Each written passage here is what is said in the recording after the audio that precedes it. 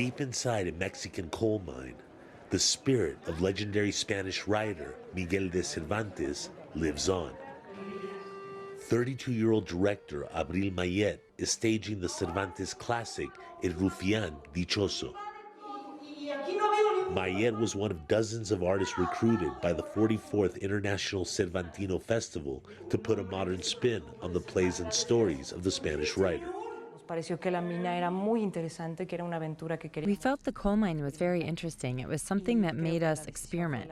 We were able to use this new setting in the story, and that allowed us to perform the play the way we envisioned it.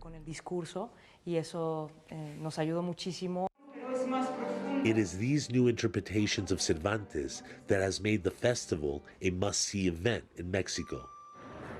Held in the colonial Mexican city of Guanajuato, this year's theme was the 400th anniversary of the death of Cervantes, best known as the author of Don Quixote and considered by many to be the greatest writer in the Spanish language. The origin of this festival dates back to the 1950s, when short plays by Cervantes were performed in Guanajuato's plazas. Since 1972, it has received funding from the federal government and has grown to become the premier artistic and cultural event in Mexico and Latin America. This year's event drew 380,000 people over a 3-week period.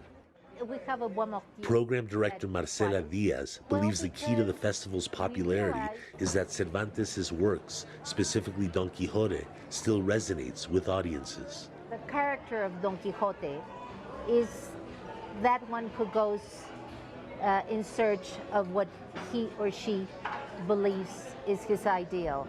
And we all have that in us, in our souls. So I think that's why Quixote is so important. According to the organizers, this year's festival was a huge success.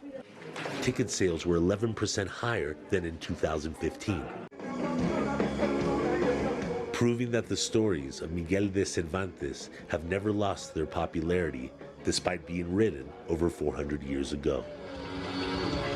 Markovits, CCTV, Guanajuato, Mexico.